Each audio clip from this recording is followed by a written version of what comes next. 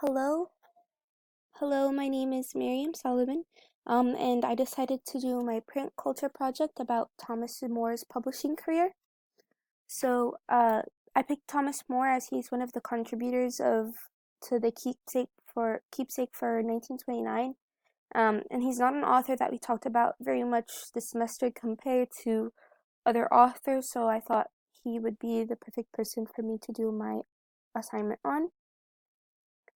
So, a little bit about Thomas More. He was a successful and is still remembered to this day for all his accomplishments. People would describe him as a born lyricist and a natural musician, uh, as a practiced satirist and one of the first recognized champions of freedom in Ireland. So many Irish people to this day sing his songs and claim him to be one of his own.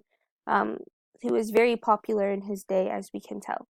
Um, Also, scholars today even reference many of his works.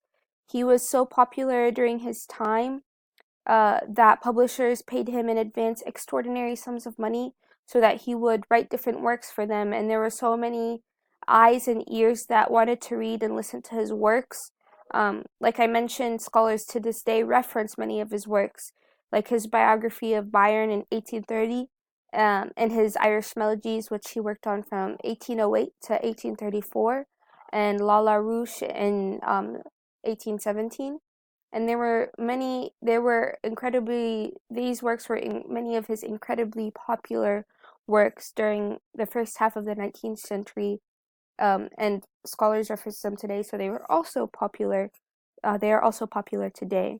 And from all what I've read of the research, and what we can conclude from this is that he was not only popular during his lifetime, but after his lifetime as well. And to the right is a picture of Thomas More that I wanted to include in this slide. So, a little bit more about Moore's career. More about Moore. I wanted, he wanted to be known as the Robert Burns of Ireland. Moore wanted in other words, Moore wanted to like Robert Burns was in Scotland recognized as the national poet for Scotland. So Moore wanted to be recognized in a similar way in Ireland. So his commitment to his work stemmed from his patriotism. It was like his patriotism and love for Ireland. It was recorded that in his Irish Melodies, which he worked on for a long period of time, of the 124 pieces, there were 30 of the pieces on Ireland, and there were others on love and wine and friendship and general considerations of life, as well as different events that happened during the time and nature. But 30 of the 124 pieces were on Ireland alone. So this ratio of poetry shows his commitment and how much uh, he was he wanted to be like a prominent figure in Ireland. Um, he had a lyrical gift and he could sing very well. So we know this because many people that heard him sing or saw his lyrical talents sent him letters that spoke very highly of these talents and his skill. So we know that through those recordings of the letters. And to the right in this slide, we have a photo of Moore's Irish Melodies, a cover, and this was the illustrated edition in 1846. So these are Moore's Irish Melodies that we talked about that he worked on. And even more about Moore's career. So, no matter the circumstances of during Moore's life, Moore's jobs uh were built like all Moore's jobs helped him build his career in the writing field. So all of the things that he did, he was always writing. Um, as mentioned before, Moore's work was so influential that many publishers paid him in advance for him to write works for them. When that wasn't the case, when he wasn't like working for publishers, He worked different things to support his family, and all of these things were in the writing field, as mentioned before. One of the things that he worked was as a political squib writer. Um, and in this field, he used satire to be both comedic and witty. His light satirical poems at the time are equivalent to the political cartoons of our time, of today. So he wrote many different pieces, including the Fudge family in Paris, and that was in 1818, or To the Fudges in England in 1835. And then he also wrote fables with the Holy Alliance in 1823, odes upon cash, corn, Catholics, and other matters in 1828. So these are all things that he wrote in 1828.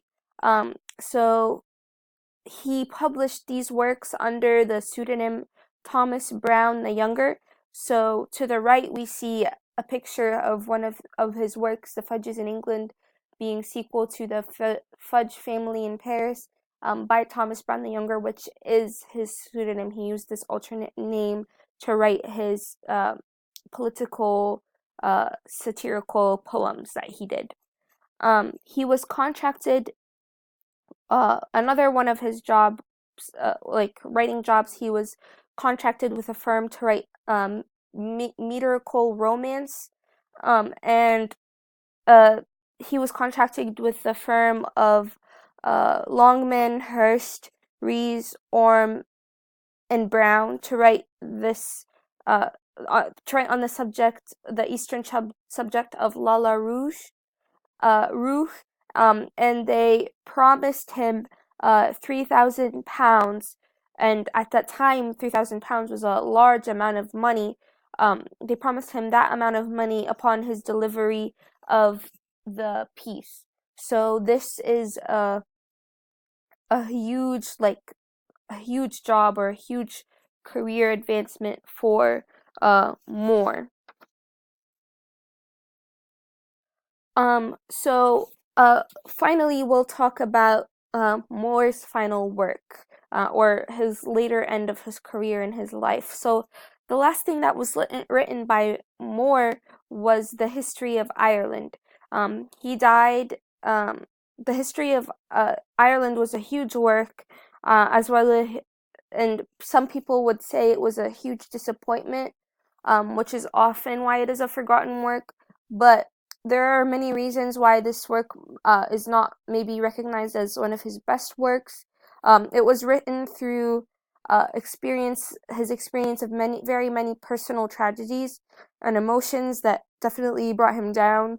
Like, since the book was written from 1835 to 1846, and one of the greatest tragedies that happened to him was the passing away of his beloved mother, which was in the year 1832, right before he began writing the book. So there were many other things that also could have influenced his writing at the time, for the worse. After his death, which he died on the 25th of February in 1852, after his death, he left behind a widow who was supported by many pensions and proceeds from the publications of Thomas More's journals, his journals, before his death.